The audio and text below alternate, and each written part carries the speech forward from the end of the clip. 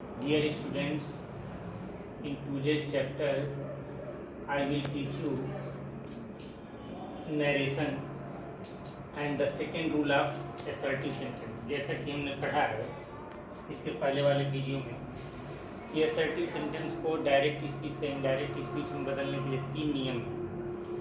सबसे पहला है चेंज ऑफ टेंस यानी काल का परिवर्तन। नंबर 2 है चेंज ऑफ प्रोनाउन, सर्वनाम का परिवर्तन। उसके बाद हम पढ़ेंगे कि change of time and place. Pronoun का संबंध पर्सनल प्रोनाउन से है, यानी जिसको व्यक्तिवाचक सर्वनाम भी कहा जाता है। हिंदी में व्यक्तिवाचक सर्वनाम के नाम से जिसे जाना जाता है उसको हम बदलना सीखेंगे। तो सबसे पहले हम ये जान लेते हैं कि व्यक्तिवाचक सर्वनाम किसे कहते हैं और वो कितने प्रकार के होते हैं। व्यक्तिवाचक सर्वनाम अर्थात जैसे वे सर्वनाम जो सिर्फ व्यक्तियों के लिए प्रयोग होते हैं उनको व्यक्तिवाचक सर्वनाम कहा जाता है। और वो 3 तरह के होते हैं। फर्स्ट पर्सन प्रोनाउन जिसे प्रथम पुरुष सर्वनाम कहा जाता है, और इसमें आते हैं सब्जेक्ट के रूप में आई और वी। आई का ऑब्जेक्टिव केस मी और वी का ऑब्जेक्टिव केस अस होता है। आई का पॉजेसिव केस माई और माइन होता है और वी का आवर और आवर्स होता है। सेकेंड पर्सन यानी मध्यम पुरुष जिसको कहा जाता है, उसमें सब्जेक्ट के स्थान पर आता है यू और ऑब्जेक्ट की जगह पर भी यू ही आता है, यानी सब्जेक्ट और ऑब्जेक्ट की यू होता है। और पॉजेसिव केस यानी संबंध सूचक में योर और योर्स का प्रयोग होता है। थर्ड पर्सन जिसे उत्तम पुरुष कहा जाता है, इसमें आते हैं ही, सी, इट और दे।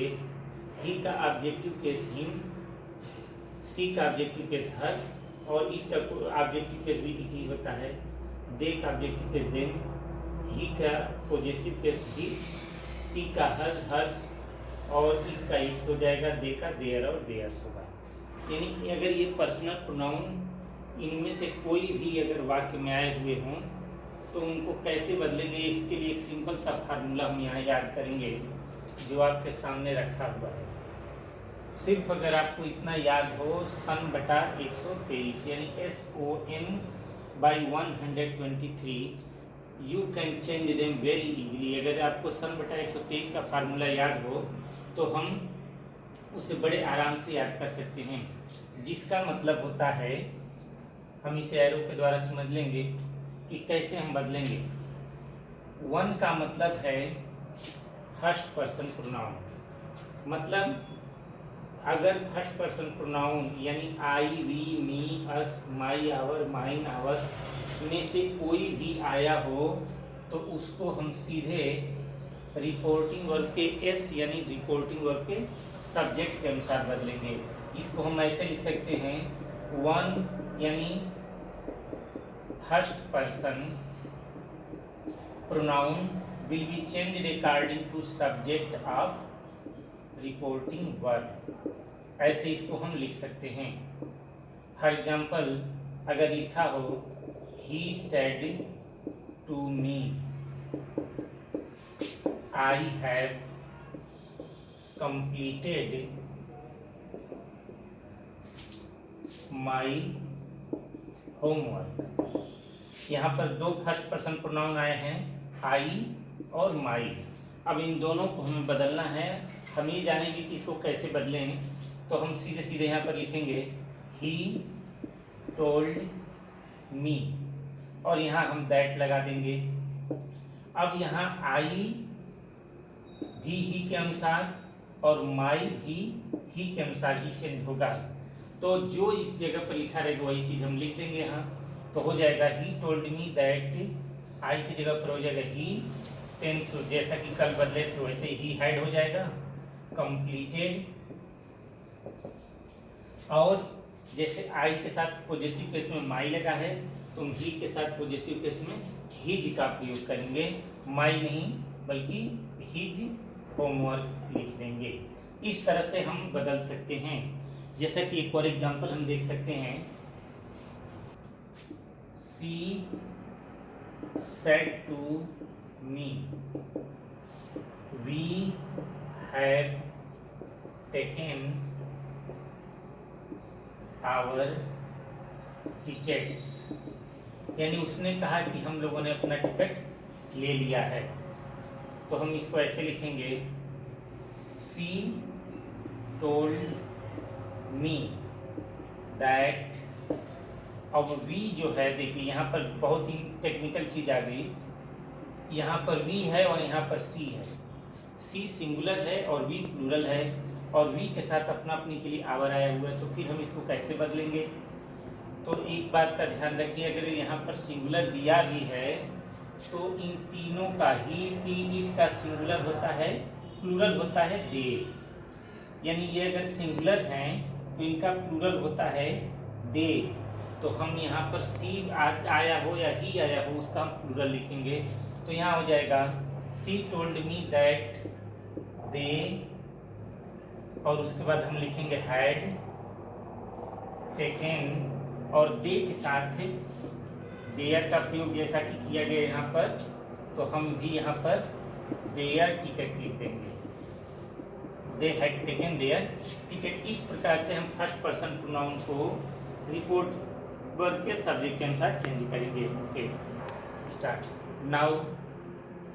आई will teach you if second person comes. यदि रिपोर्टेड स्पीच में सेकेंड पर्सन प्रोनाउन मतलब यू, योर, योर्स में से अगर कोई आया हो तो उसको O means object of reporting verb, उसको हम रिपोर्टिंग वर्ब के सब्जेक्ट के अकॉर्डिंग नहीं बदलेंगे, बल्कि रिपोर्टिंग वर्ब के ऑब्जेक्ट के अकॉर्डिंग बदलेंगे। यानी ऑब्जेक्ट की जगह पर जो लिखा होगा उसके अकॉर्डिंग बदलेंगे। जैसे यहाँ पर ही सेड टू मी, यहाँ ऑब्जेक्ट क्या है? मी, इसके अनुसार चेंज करना होगा। और अब होगा he said to me you are late, उसने मुझसे कहा तुम लेट हो। तो हम यू को ही के अनुसार हम नहीं बदलेंगे, यू को मी के अकॉर्डिंग बदलेंगे। और यहाँ लिखा जाएगा ही told me that.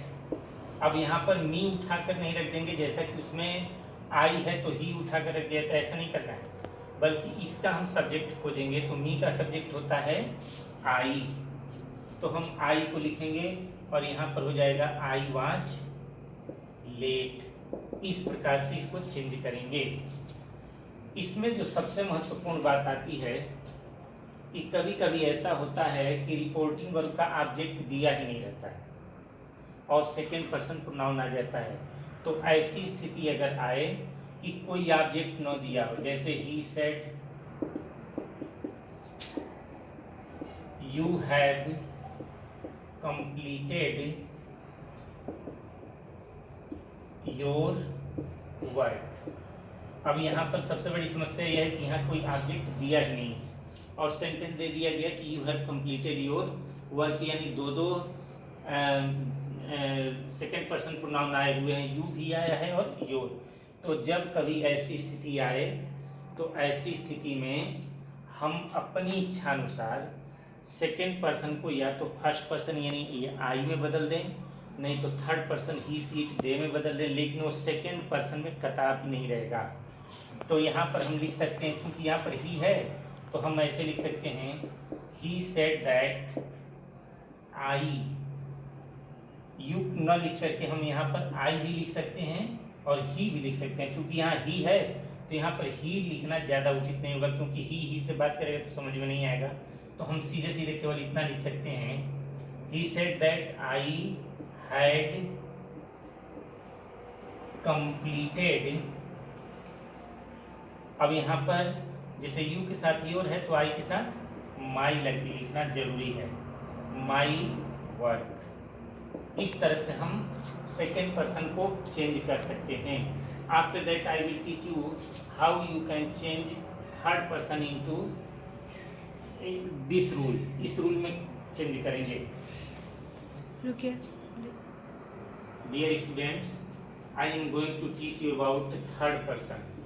Third person का मतलब है he, him, his, she, her, hers, it, its, they, them, their और देयर्स। अगर ये आए हुए हों तो एन का मतलब होता है बच्चों नो चेंज। यानी थर्ड पर्सन अगर आया हुआ हो तो उसमें सिर्फ टेंस बदलेंगे, उसमें इन्वर्टेड कॉमा की जगह पर कनेक्टिव वर्ड दैट लगा दें, बाकी किसी तरह का कोई परिवर्तन नहीं होगा। प्रोनाउन में कोई परिवर्तन नहीं होगा। जैसे आप देख सकते हैं he said to me, they have slept. अगर ऐसे लिखा हुआ है तो हम दे में कोई परिवर्तन नहीं कर पाएंगे। He told me that they had, केवल हैड की जगह पर हैड हो जाएगा, they had slept. Okay, this is the rule how to change personal pronoun. One important rule about it is that, एक बहुत ही महत्वपूर्ण रूल यह है इसमें कि कई बार ऐसा होता है कि रिपोर्टिंग वर्ब कभी कभी नाउन ओकेटिव केस में आ जाता है। ओकेटिव केस का मतलब होता है संबोधन कारक। संबोधन कारक का मतलब होता है कि जब किसी को पुकारा गया हो, तो ऐसी स्थिति में जब कोई नाउन ओकेटिव केस में आ जाए तो पहले हम उसको रिपोर्टिंग वर्ब का ऑब्जेक्ट बनाएंगे और उसके बाद हम सारी चीज़ें लिखेंगे। जैसे लिखा हो ही सेड और यहाँ लिखा हो रवि यू आर लेट। अब देखिए ध्यान से, यहाँ पर रवि जो शब्द है उसे इन्वर्टेड कॉमा बाहर होना चाहिए, लेकिन वो इन्वर्टेड कॉमा के अंदर घुस गया है, तो हम पहले रवि को क्या करेंगे, बाहर निकालेंगे और उसके बाद दैट का प्रयोग करेंगे। तो यहाँ पर हो जाएगा ही टोल्ड रवि दैट, ऐसे लिखेंगे। अब रवि के अकॉर्डिंग यू बदलेगा, तो नाम जो होते हैं वो हमेशा थर्ड पर्सन में आते हैं। तो यहाँ लड़का है तो ही हो जाएगा, लड़की है तो सी हो जाएगा। दैट ही वाज लेट, इस तरह से इसको लिखा जाता है। After that I will teach you change of nearness in time and place, यानी समय एवं स्थान अगर आए हों तो उनको दूरी सूचक शब्दों में कैसे बदला जाता है, ये हम इसमें जानेंगे। Okay dear students, you are going to learn the third rule number 3 of assertive sentence, change of nearness in time and place, अर्थात समय एवं स्थान की निकटता सूचक शब्दों को कैसे दूरी सूचक शब्दों में हम बदलेंगे, इसके बारे में जानेंगे। जैसा कि आप देख सकते हैं एगो, एगो मीन्स होता है पहले। अगर रिपोर्टेड स्पीच में एगो आया हो तो उसके जगह पर बिफोर लिखना होगा इनडायरेक्ट स्पीच में। अगर कम के साथ हियर लगा हो या कम टू लगा हो तो उसको गो देयर में जरूर बदलेंगे। एज आया हो तो सो में लिखेंगे। नाउ या जस्ट हो तो उसको जगह पर देन का प्रयोग करेंगे। हियर यानी यहाँ अगर आया हो तो देयर हो जाएगा। दिस का दैट लिखेंगे, डीज का दोज हो जाएगा, और टुडे यानी आज के जगह पर जब इनडायरेक्ट स्पीच में बदलेंगे तो दैट डे हो जाएगा। टू नाइट की जगह पर दैट नाइट हो जाएगा। एस्टरडे यानी बीते हुए कल के लिए हम प्रीवियस डे या द डे बिफोर लिखेंगे। टुमारो यानी आने वाले कल के लिए नेक्स्ट डे या द फॉलोइंग डे लिखा जाता है। और नेक्स्ट अगर किसी में लगा हो, जैसे next year, next week, next month, तो उसकी जगह पर हो जाएगा the following year, the following week या द फॉलोइंग मंथ। और लास्ट ईयर या लास्ट मंथ या लास्ट वीक लिखा हो तो उसकी जगह पर previous year, previous week, previous month लिखा जाएगा। और मैं आपको एक दो उदाहरण देता हूँ। अगर लिखा हुआ हो he said to me I bought this chair yesterday। अब यहाँ पर आपको तीनों परिवर्तन देखने को मिलेंगे। टेंस प्रोनाउन भी बदलेगा, टेंस भी बदलेगा, समय स्थान के नज़दीकी वाले शब्द भी बदलेंगे। अब हम देखते हैं, इसको लिखेंगे ही टोल्ड मी, उसके बाद हम यहाँ पर लिखेंगे दैट। आई जैसा कि अभी बताया गया वो सब्जेक्ट के अकॉर्डिंग चेंज होगा, तो यहाँ पर हो जाएगा ही। और आई बॉट ये पास्ट इंडेफिनिट है, तो पास्ट इंडेफिनिट हम लोग बदलेंगे पास्ट परफेक्ट में, तो यहाँ हो जाएगा ही हैड बॉट, और दिस चेयर की जगह पर हो जाएगा दैट चेयर, जगह पर हो जाएगा बच्चों प्रीवियस डे या द डे बिफोर लिखा जाएगा। इस तरह से इसमें परिवर्तन होते हैं। एक और एग्जांपल देखते हैं। I shall help you next week. अगर लिखा हो I shall help you next week, मैं तुम्हारी अगले सप्ताह मदद करूंगी, तो हम यहाँ लिखेंगे शी टोल्ड हिम दैट सी, अब यहाँ पर शेल का शुड नहीं होगा, सी वुड हो जाएगा, क्योंकि यहाँ पर आई बदल गया, सी की जगह पर हो गया, तो आई के अकॉर्डिंग शेल आया, तो हम सी के अनुसार वुड लिखेंगे यहाँ पर, सी वुड हेल्प। अब यू बदलेगा ऑब्जेक्ट के अनुसार, तो चूंकि यू भी ऑब्जेक्टिव केस में है, तो यहाँ पर हम हिम लिख देंगे, और यहाँ नेक्स्ट के जगह पर हो जाएगा the following week. In this way we have studied today 2 rules: change of personal pronoun and change of nearness in time and place. After that I will teach you interrogative sentence in next video. Okay, thank you.